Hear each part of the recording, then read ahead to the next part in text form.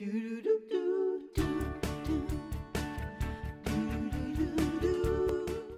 Luckily, we have Dan Kohler in the kitchen to show us a delicious ceviche recipe that does not use heat at all. Not at all. I figured, look, the sun's still blaring even though we had the eclipse. The sun is still blaring. It's still summer.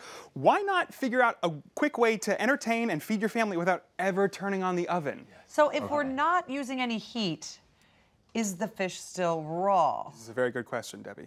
The fish is actually cooked. When we think of the word cook, most of us think of heat. That something that has never touched heat is actually not cooked. But that's wrong. We can actually cook things with acid. Cooking is dealing with extreme environments. So in the case of heat, we're putting food in an extreme temperature environment. But if you put things in an extreme acid environment, it also cooks. Interesting. Which would be the new show because the Groundlings had cooking with gas. So now they have extreme acidic environment. This is cooking with acidic environment. So let's start cooking, shall we? It's so easy. You know, one of my favorite things about this dish is that it's really improvisational. I'm starting with a pound of red rockfish here, but you should buy whatever is super fresh for you. So if it's sea bass, if it's grouper, if it's salmon, if it's shrimp, if it's scallops, you can make ceviche, please. Okay, yes. You can make ceviche out of anything here, and it's very easy. I'm going to add some sliced red onion, some chopped cilantro, some jalapeno, and you can control the heat here. You can take the seeds and the ribs out. You can wash them off. That'll take it even more heat out. Some Fresno chilies. This is half a cup of lime juice. You can also do this with other acids. You can do this with a bitter orange or grapefruit or a blend. Oh, interesting. And then some salt and pepper to taste. And again, this is really improvisational. If you're one of those people in the country who do not like cilantro, don't use cilantro. Grab some basil instead. You can do this with mint. You can kind of make ceviche from different regions in the world depending on which herb you use. So what's happening between the lime and the fish then? Because the lime is, the acidity is cooking the fish. The lime is cooking the fish. Now I'm just going to stir this up real quick and then we'll get to that quick lesson. You know, when we talk about proteins, we don't really know what they look like. Well, actually, a protein molecule looks like a little rubber band ball. I know this is kind of crazy. And when we buy fish at the store, it's uncooked. So these protein balls they're bound up, and there's a lot of room for light to go through. That's why fish is a little bit translucent.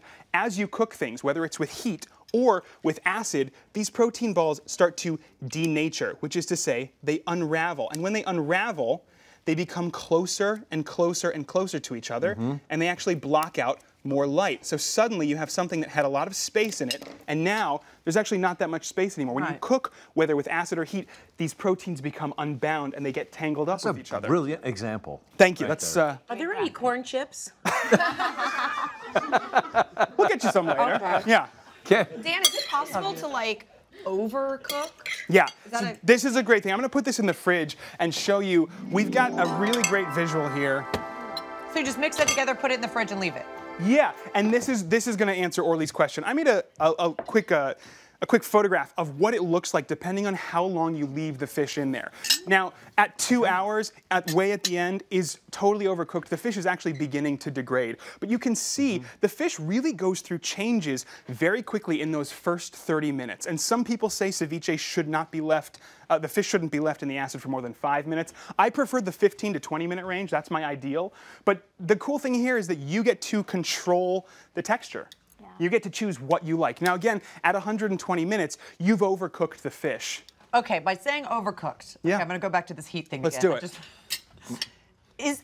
Will the texture be the same texture as if you had cooked it in the oven? Great question. When we overcook fish with heat, it gets very tough, it gets very dry.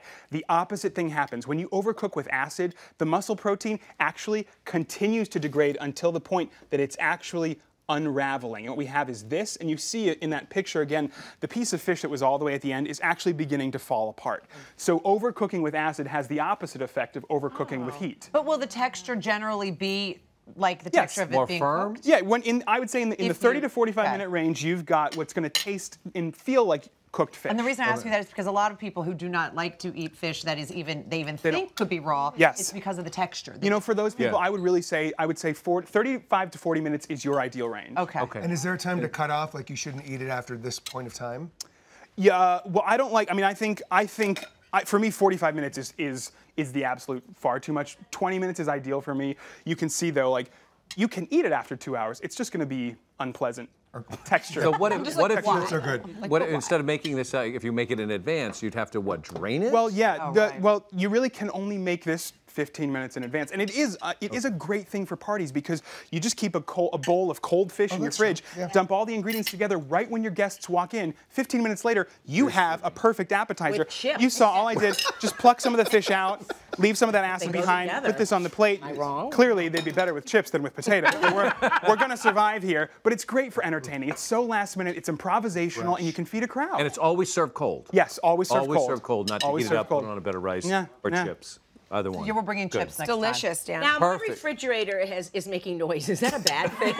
I'm serious. Mindy, we've I'm really nervous. got too much to tackle here.